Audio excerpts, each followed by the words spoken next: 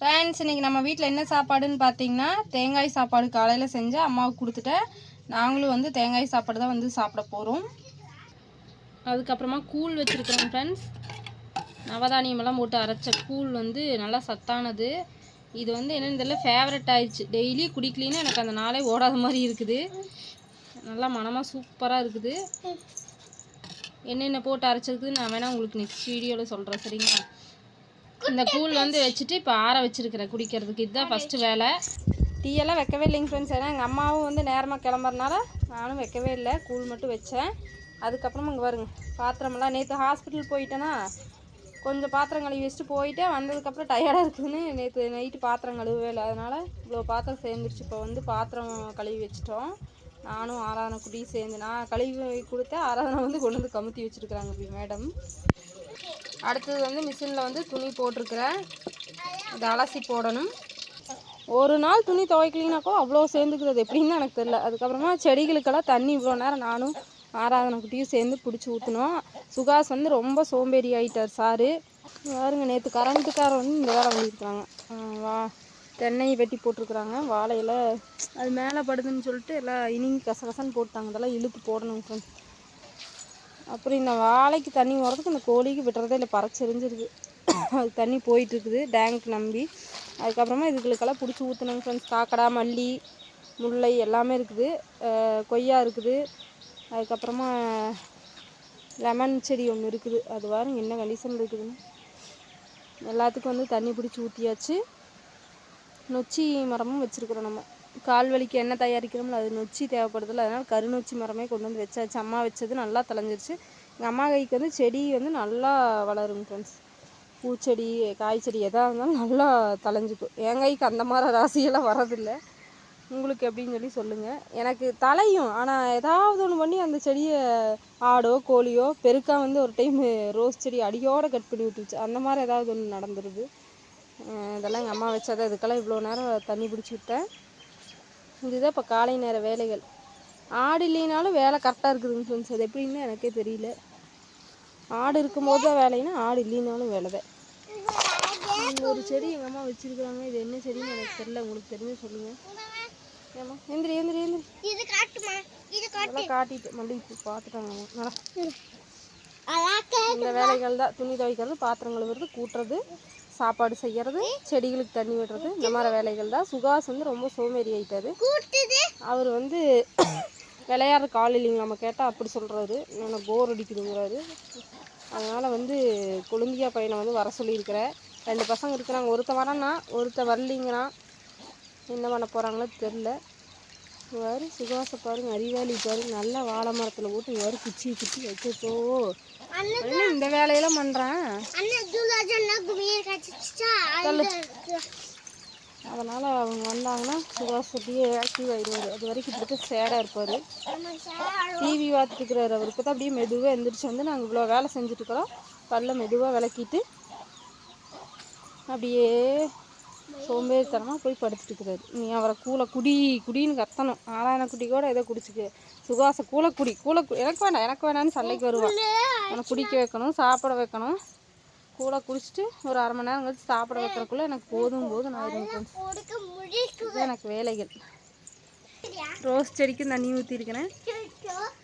நீ துணி அலசி போட்டுட்டு சாப்பிட்டு கொஞ்ச நேரம் ரெஸ்ட் எடுத்துக்குவேன். நான் வெயில் வருங்க, பல்ல காட்டிட்டு இருக்குது. இப்போவே எங்களால் வெயிலில் வேலை செய்ய முடியாது. வீட்டுக்குள்ளே செய்கிற வேலையாக இருந்தால் கூட செஞ்சிடலாம்.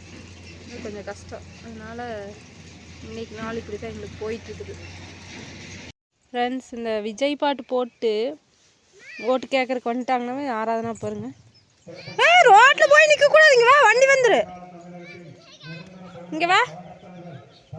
யார் வரா? விஜயா வா. இங்கே ரோட்டுக்கு போய் தனியாக நின்றுட்டு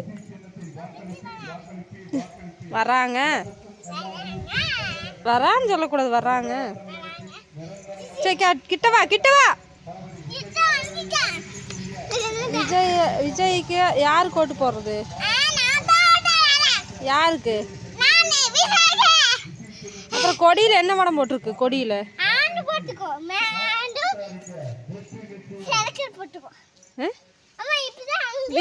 விசிலாமா? அவங்க விசிலா? போட்டோ விஜய் இருக்கு. உள்ளே விஜய் இருக்கு. உள்ள விஜய் இருக்குமா? நிஜமா அந்த ஆட்டாக்குள்ள இருக்குமா? ஆட்டோல விசில் இருக்கு. விசில் இல்ல. அட போட்டோ விசில் இருக்கு. விஜய் போட்டோ இருக்குது. விஜய் போட்டோ எடுக்குதா விசில் வச்சிட்டு?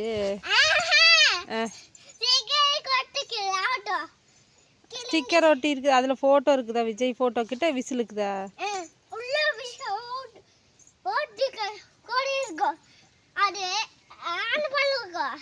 ஆனப்படம் இருக்கும். சக்கரமா? கொடியா? கொடியில யானைப்படம் இருக்குமா? நல்லா தான் சொல்ல. 2 கொடி வச்சிருக்குமா? யானை 2 யானை இருக்குமா?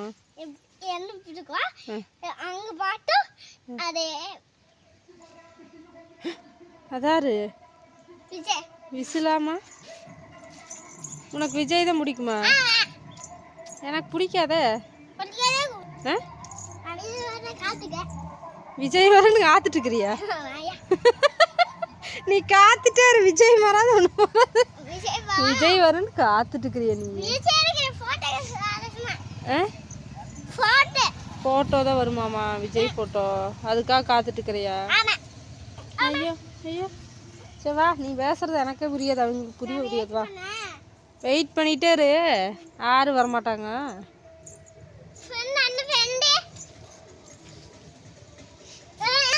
வா வா. சரி உனக்கு யார் விஜய் சொல்லி கொடுத்தது ஓட்டு போட சொல்லி? யார் சொல்லி கொடுத்தா? விஜய் விஜய் யார் சொல்லி கொடுத்தா உனக்கு? யார் சொல்லி கொடுத்தா? அது எப்படி உனக்கு தெரியும்? எப்படி தெரியும்? மண்ணை தூத்தாத அடி பின்னிடுவேன். மேகியா? மைக்கில் சொன்னாங்களா?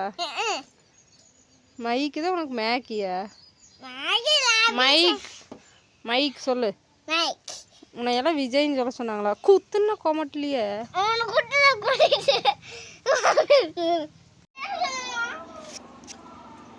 அவன் வந்து பொட்டை புள்ள மாதிரி திரும்பி உட்காந்துக்குவான். பின் போஸ்ட் தான் அவன் காட்டுவான், முன் போஸ்ட் காட்டுவான். சரி ஃப்ரெண்ட்ஸ் வாங்க சாப்பிட்லாம். ஹாய் சொல்லு ஹரிஸ். சுகாஸோட ஃப்ரெண்ட்ஸ் வந்தாச்சு. எப்போ வருவாங்க ஏற்றுன்னு வந்துட்டாங்க. இப்போ ஒரு வழியா இன்னைக்கு தான் முடிஞ்சேன்டா உங்களுக்கு ஸ்கூலு. அந்த அன்னைக்கே வந்துட்டாங்க. காரமாக்குதாடா? அதை ஊத்துட்டா? ஏண்டா உனக்கு காரமாக்குதா? நல்லா தான் இருக்குது. மனோஜ் நல்லா இருக்குதா? வேற லெவல் டேஸ்ட்டுன்னு சொல்லிட்டாங்க. சிக்கன் அப்படித்தாண்டா இருக்குது. அதுக்கு தான் நான் மட்டன் குழம்பு ஊற்றுறேன்னு சொன்னேன், நீ தானே வேண்டாம்னு சொன்னேன். அந்த சிக்கனால் பொறிக்கு சாப்பிடு, அப்புறம் குழம்பு ஊற்றுறேன். அதுக்குள்ளேயே ஊற்றுன்னு நல்லா இருக்காது. சிக்கனை மட்டும் சாப்பிடு. ஆமாம் அப்படி சாப்பிட்டு பழக்கம் இல்லையாட்டுக்குது வருவல்ல.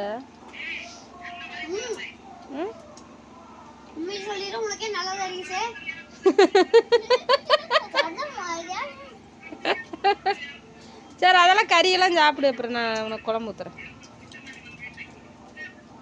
ஆறாண்ணா வருங்க.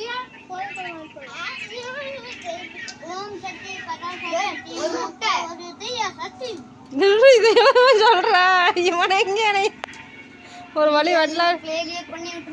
வழி வரலான்னு பாக்குறான் நாட்டுக்குது இவன்.